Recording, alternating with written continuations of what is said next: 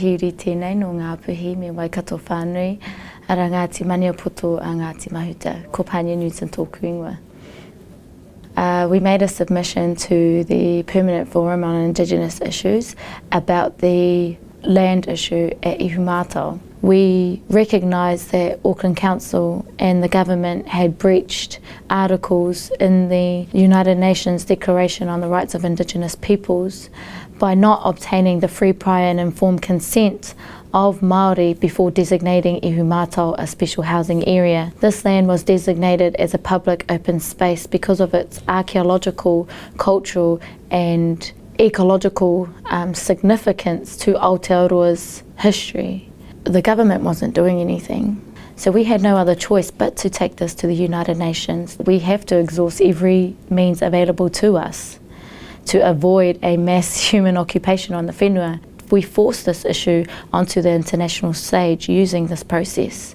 A couple of days after we returned back to Aotearoa, we received the concluding recommendations that the special housing area at Ihumātao needed to be re-evaluated and any further resource consents for that whenua. So we were so stoked with that. Yeah, I just couldn't believe it really when it came out, because you're hearing about all these other take, you know, the number of Māori in prisons, children in state care. For Ihumātao, which is, you know, the government has just put it to the side. For that to make it into the recommendations, yeah, we were just so happy, and it gave our whānau hope.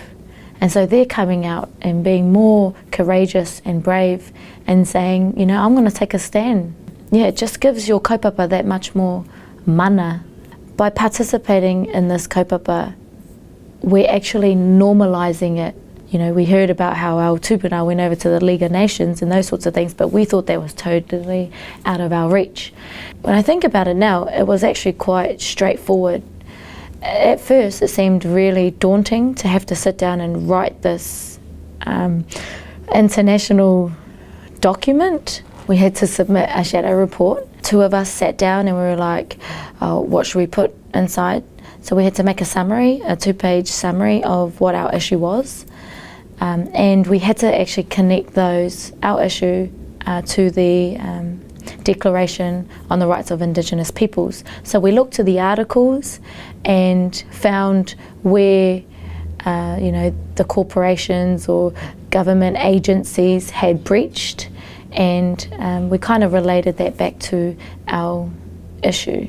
You know, it's not like university. You're not being marked on it. They're not going to check your, you know, grammar or things like that. Yeah, it was just about putting pen to the paper and getting those documents in front of us. And there's so much help that you can get as well from the Human Rights Commission and, you know, other organisations, other people who attend these forums. There's just not enough of us taking these issues to these sorts of forums, and so we need to do it for ourselves. We need to do it for the communities across the world, but we also need to do it for the next generations to come. I just think that Māori especially, they say we complain too much, but I don't think we complain enough on this, through these kind of platforms. So yeah, don't be scared, just give it a go, really, yeah.